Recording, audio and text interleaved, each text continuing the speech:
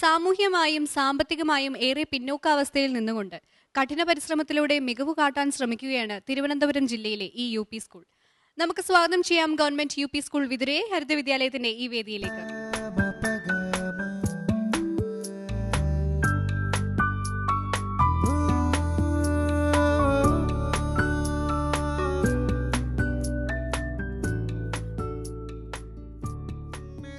Government UP. School വിതുരയുടെ ആമുഖ ദൃശ്യങ്ങളിലേക്ക്.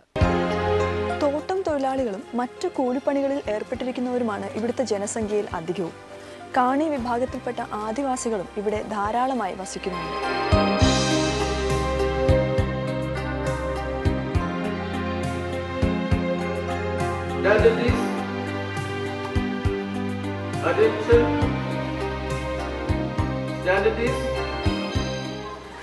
കുടിപ്പള്ളിക്കൂടം എന്ന നിലയിൽ 1902 കാളിപ്പിള്ള ആശാൻ എന്നൊരാളായിരുന്നു വിതുരയിൽ ആദ്യമായൊരു വിദ്യാഭ്യാസ സ്ഥാപനം ആരംഭിച്ചത്.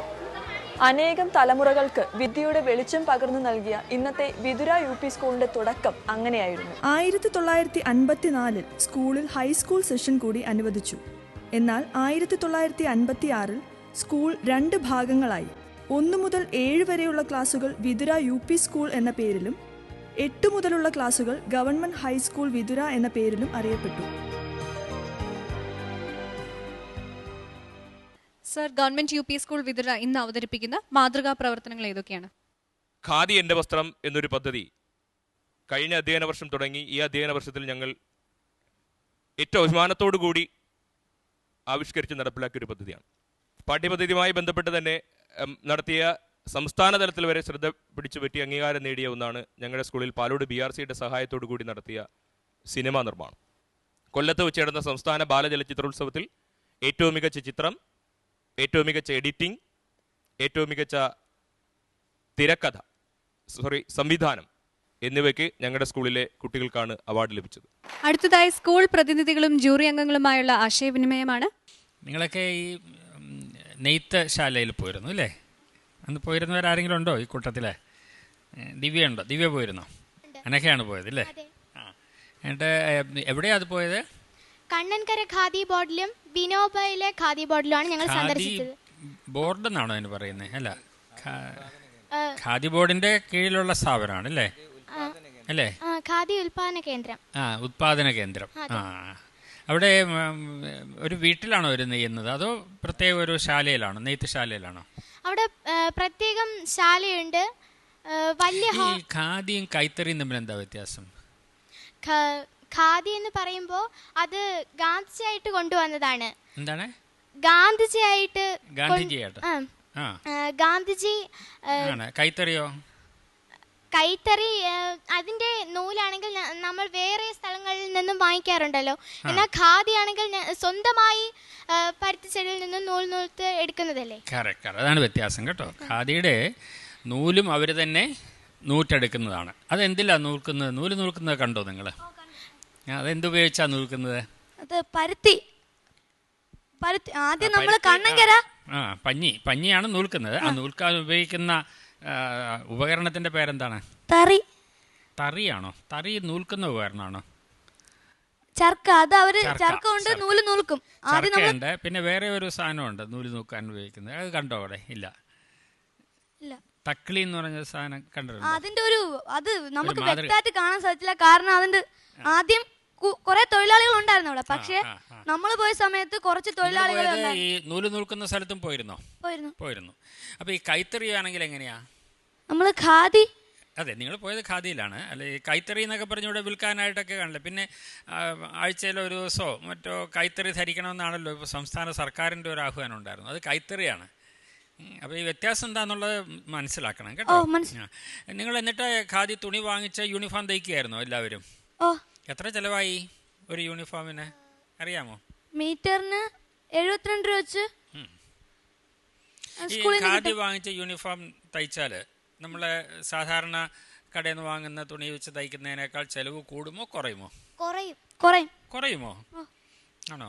ഇപ്പൊ തന്നെ ഒരു നല്ല തുണിക്കാണെങ്കിൽ എന്താ എല്ലാരും അത് വാങ്ങിക്കാത്തെ? ഇപ്പൊ ആൾക്കാര് ഒരു ഫാഷന്റെ പിറകെയല്ലേ പോണം. ഇപ്പം ആണോ? ഇവിടെ ഇവിടെ എഴുതിയിരിക്കണത് വേണം, പിറകെ എഴുതിയിരിക്കണം, അങ്ങനെയൊക്കെ ഫാഷന്റെ പിറകല്ലേ. ബ്രാൻഡ് നെയിം ഉണ്ട് അല്ലേ? പക്ഷെ നമ്മള് ഈ ഖാദി തൊഴിലാളികളെ കഷ്ടത മനസ്സിലാക്കി അപ്പോഴ് അല്ല കഷ്ടത അതിന് വിലയും കുറവാണെങ്കിൽ പിന്നെ അവരോട് ദയൊന്നും അല്ലല്ലോ, നമ്മുടെ താല്പര്യമല്ലേ വില കുറഞ്ഞ സാധനം വാങ്ങിക്കാന്ന് പറയുന്നത്. അല്ല ഇന്ന് അവര് ഇപ്പം വംശനാശ ഭീഷണി എന്നൊക്കെ പറയില്ല, അതേപോലെയാണ് ഇന്ന് ഖാദി തൊഴിൽ. ശുചിത്വ സേന എന്തൊക്കെയാ ചെയ്യുന്നതെന്ന് എനിക്കൊന്ന് പറഞ്ഞു തരുമോ? മോടെ കയ്യിൽ നഖമുണ്ടോ? ഇപ്പോൾ വളർന്ന് നിപ്പുണ്ടോ? നഖം കറുത്തിട്ടാണോ വെളുത്തിട്ടാണോ അതോ ചായ അടിച്ചിട്ടുണ്ടോ? കയ്യിലെ നഖം ഇല്ല, ഇപ്പൊ നഖമില്ല, വൃത്തിയായിട്ടാ. അപ്പം ശുചിത്വം ഉണ്ട്. അതാരെങ്കിലും നോക്കാറുണ്ടോ സ്കൂളിൽ? ശുചിത്വ സേന അംഗങ്ങള് ക്ലാസ് വൃത്തിയാക്കുന്നുണ്ടെന്നും കുട്ടികളുടെ ശുചിത്വമൊക്കെ പരിശോധിക്കാറുണ്ട്. ശുചിത്വം എന്ന് പറഞ്ഞാൽ എന്തൊക്കെയാ പരിശോധിക്കുന്നത്? ശുചിത്വം കുട്ടികൾക്ക് തലമുടി ഇങ്ങനെ രണ്ടായിട്ട് കെട്ടിയിട്ട് വരാറുണ്ടോ നോക്കാറുണ്ടോ? അങ്ങനെ പൗഡർ ഇട്ടിട്ടുണ്ടോ നോക്കാറുണ്ടോ? എല്ലാ ദിവസവും പൗഡർ ഇടാറുണ്ടോ? അങ്ങനെയല്ല. പിന്നെ എന്താണ് ഈ ശുചിത്വം നോക്കുന്നത്? ശുചിത്വസേന അംഗങ്ങള് കുട്ടികളുടെ കയ്യില് നഖം വളർന്നിപ്പുണ്ടെങ്കിൽ അത് വെട്ടിക്കളയാനും കുട്ടികൾക്ക് ശുചിത്വമായി ബന്ധപ്പെട്ട കാര്യങ്ങൾ പറഞ്ഞു കൊടുക്കാറൊക്കെയുണ്ട്. എന്ത് കാര്യങ്ങളാണ് പറഞ്ഞു തന്നിട്ടുള്ളത് ഒന്ന് പറയുമോ? ചോറും തരുമ്പോൾ കൈ കഴുകാറുണ്ടോ? ഉണ്ട്. എങ്ങനെ കൈ കഴുകുന്നത്? പൈപ്പ് സ്കൂളിലുണ്ട്. പൈപ്പിൻ്റെ അവിടെ പോയിട്ട് എങ്ങനെ കൈ കഴുകും? പൈപ്പ് തുറന്നിട്ട് സോപ്പ് ഉപയോഗിച്ച് കഴുകും. അത് ശുചിത്വ സേന നോക്കാറുണ്ടോ? കൈ എഴുതുന്നുണ്ടോ എന്നൊക്കെ ശുചിത്വസേന പരിശോധിക്കാൻ നോക്കാറുണ്ടോ?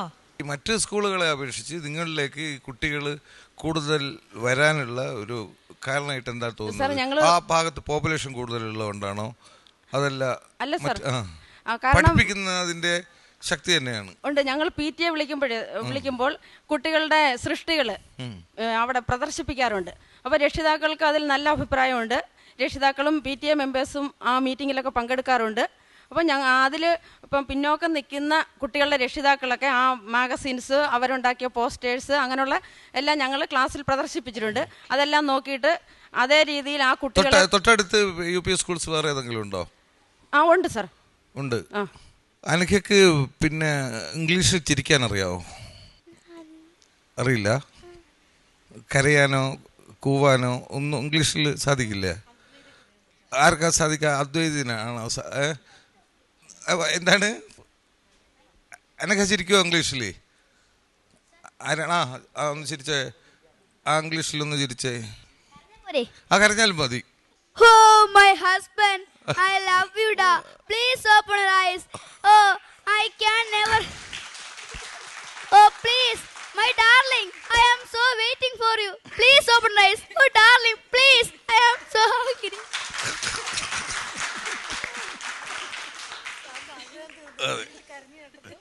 നമ്മൾ എന്ത് ശബ്ദം പുറപ്പെടുവിക്കുമ്പോഴും അതിനകത്ത് നമ്മുടെ മലയാളമാണുള്ളത്. നിങ്ങൾ വളരെ ശ്രദ്ധിച്ച് നോക്കിയാൽ മതി. ഇംഗ്ലീഷുകാരുടെ പല ഭാവങ്ങളും അതുപോലെ തന്നെ വ്യത്യാസമുണ്ട്. നമ്മുടെ വിദേശിയായാലും അല്ലെങ്കിൽ ഈവൻ നമ്മുടെ ഇന്ത്യയിൽ തന്നെയുള്ള മറ്റ് സംസ്ഥാനങ്ങളിലെ ആളുകളുടെ അവരുടെ ഈ സംസാര രീതിയും ഒക്കെ തന്നെ വളരെ വ്യത്യസ്തമാണ്. നിങ്ങൾ ഇംഗ്ലീഷ് മീഡിയം ഉണ്ട്, അവിടെ ഈ മലയാളമുണ്ട്.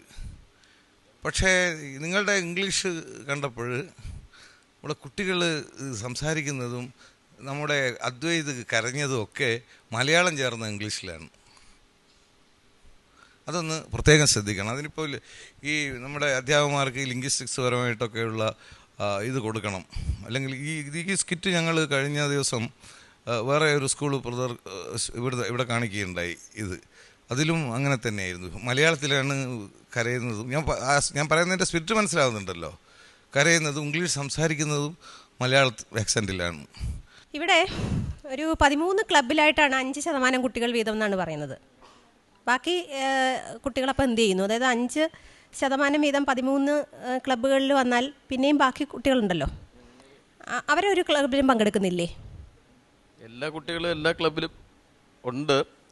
എന്നാലും ശരിക്കും അതിൻ്റെ മെമ്പേഴ്സായിട്ടുള്ള ആൾക്കാരെയാണ് ഉദ്ദേശിച്ചിരിക്കുന്നത്, ക്ലബ്ബ് മെമ്പേഴ്സ്. അല്ല, എന്നാലും നേതൃത്വത്തിൽ നിൽക്കുന്ന കുട്ടികൾ എന്നുള്ള നിലയിലാണ് അത് ഉദ്ദേശിച്ചിരിക്കുന്നത്. 5% വീതം 65% കുട്ടികൾ നേതൃത്വത്തിലാണോ നിൽക്കുന്നത്? അതിൻ്റെ എക്സിക്യൂട്ടീവ് മെമ്പേഴ്സ് പോലുള്ള ഒരു കാര്യമാണ്. ആണോ ശ്രീകുട്ടി? എങ്ങനെയാണ് നിങ്ങളുടെ സ്കൂളിലെ ക്ലബ്ബുകളുടെ പ്രവർത്തനം? ഏത് സ്കൂളിലാണ്, ഏത് ക്ലബ്ബിലാണ് ശ്രീകുട്ടി പ്രവർത്തിക്കുന്നത്? ഞാൻ സോഷ്യൽ സയൻസ് ക്ലബ്ബിലാണ് മാം. ഈ 5% എന്ന് ഉദ്ദേശിക്കുന്നത് ഓരോ ക്ലാസ്സിലെയും പ്രതിനിധികളാണ്. 5 കുട്ടികളാണോ പ്രതിനിധികൾ, അതോ 5% ഓരോ കുട്ടികൾ? ക്ലാസ്സിൽ നിന്നും ഈ ക്യൂസ് കോമ്പറ്റീഷൻ സാമൂഹ്യ ശാസ്ത്ര ക്ലബിലാണെങ്കിൽ സാമൂഹ്യപരമായിട്ടുള്ള മത്സരങ്ങൾ, ക്യൂസ് മത്സരങ്ങളൊക്കെ നടത്തിയാണ് എടുക്കാറുള്ളത്. അപ്പോൾ ഈ ഓരോ ക്ലാസ്സിൽ നിന്നുള്ള പ്രതിനിധികളായ 2 പേരെ തിരഞ്ഞെടുക്കും. അല്ല, മോളെ ഏത് ക്ലബിലാണ് അത് പറഞ്ഞില്ലല്ലോ. സോഷ്യൽ സയൻസ് അതിൽ മാത്രമേ ഉള്ളോ? പിന്നെ മാത്സ് ക്ലബിലും. മാത്സ് ക്ലബിൽ എന്തൊക്കെയാണ് നിങ്ങൾ ചെയ്യുന്നത്? മാത്സ് ക്ലബിൽ മാത്സ് ഇഷ്ടമാണോ? ഇഷ്ടമാണ്. എത്ര മാർക്ക് കിട്ടും മാത്സിന്? എ ഗ്രേഡ് മിടുക്കി. ആരാണ് മാത്സ് പഠിപ്പിക്കുന്നത്? എന്നെ ഇപ്പോൾ പഠിപ്പിക്കുന്ന ഷീല ടീച്ചറാണ്. ആണോ? ശരി. പിന്നെ അദ്വൈത ഏത് ക്ലബിലാണുള്ളത്? ഇംഗ്ലീഷ് ക്ലബിലും മാത്സ് ക്ലബിലും ഉണ്ട്. മാത്സ് ക്ലബിലുണ്ട്. ഇംഗ്ലീഷും മാത്സും ഇഷ്ടമാണോ? ഇംഗ്ലീഷിൽ സംസാരിക്കുമോ അവിടെ? സംസാരിക്കും. ശരി. എനിക്ക് ഈ സാറിനോട്, അതായത് വിനുകുമാർ സാറിനോട്, സാറിപ്പോൾ ഒരുപാട് അതൊക്കെ ശരിയാണ് താനും, പക്ഷേ ഈ കുട്ടികളുടെ ചിന്താശക്തി കൂട്ടാൻ വേണ്ടിയിട്ട്, അതായത് ഇപ്പം ബഷീർ പണ്ട് എഴുതിയിട്ടില്ലേ, ഒന്നും ചേർന്നൊരു വലിയ ഒന്ന്. അപ്പോൾ വേറെ ഒരു ചോദ്യം കൂടി, ഒന്നും ചേർന്നാൽ വേറെ എന്തെങ്കിലും മറുപടി നിങ്ങൾക്ക് തോന്നുന്നുണ്ടോ കുട്ടികളെ? ഒന്നും ചേർന്നാൽ 11. ഗുഡ്. അപ്പോൾ സാറന്മാർ നിങ്ങളെ മെൻ്റൽ എബിലിറ്റിയും കൂടി പഠിപ്പിക്കുന്നുണ്ട്. അത് ശരിയാണ്. ശാസ്ത്രത്തിൽ ഇപ്പോൾ ഭാഷ അല്ലേ, പിന്നെ എന്താണ് ഗണിതം, പിന്നെ ശാസ്ത്രം എല്ലാം ഒന്ന് തന്നെയാണോ? അല്ലല്ല. ആണോ? അല്ലല്ല. വ്യത്യാസമുണ്ട്. മോൾക്ക് ഇതിൽ ഏതാ ഇഷ്ടം കൂടുതൽ? എനിക്കെല്ലാം ഇഷ്ടമാണ്. അതെ. അപ്പോൾ ശാസ്ത്രത്തിൽ താല്പര്യം വളർത്താനുള്ള സംവിധാനങ്ങൾ എത്രത്തോളം ഉണ്ട് എന്ന് ഇവിടെ ചോദിച്ചിരുന്നു. നിങ്ങൾ പറഞ്ഞു വളരെ മെച്ചപ്പെട്ടതാണെന്ന്. വളരെ മെച്ചം എന്നൊക്കെ പറഞ്ഞിട്ടുണ്ട്. അതിനുള്ള കാരണങ്ങളും പറഞ്ഞിട്ടുണ്ട്. എന്താണ് ആ സ്കൂളിൽ നടന്ന ഒരു ശാസ്ത്ര പ്രവർത്തനം അതിലെ പറയാം? സർ, ഞാനാണെങ്കിൽ അവസാനമായിട്ട് ചെയ്തത് BSൽ 6ാമത്തെ പാഠമായ അധ്വാന സമ്പത്ത് എന്ന പാഠമുണ്ട്. അതിലാണെങ്കിൽ അന്നജം കണ്ടുപിടിക്കുന്ന ഒരു പരീക്ഷണം ഉണ്ടായിരുന്നു. എന്ത് പരീക്ഷണം? അത് നമ്മൾ കുറച്ച് ഭക്ഷണ പദാർത്ഥങ്ങൾ എടുത്ത്, അഥവാ ചോറ്. അപ്പം ചോറിൽ നാം ഒരു തുള്ളി അയഡിൻ. അതെ. അപ്പം നിറം എന്തായി? അപ്പൊ അത് കടും നീല നിറമായി. സന്തോഷമായി. അതിന്റെ കാരണം അറിയാമോ? കടും നീല നിറമാണെങ്കിൽ അത് ധാരാളം അന്നജം അടങ്ങിയിട്ടുണ്ടെന്ന്. ആയിക്കോട്ടെ സർ. ഗവൺമെന്റ് UP സ്കൂൾ വിദ്രോയുടെ സ്കോർസ് അറിയാനുള്ള സമയമാണ്.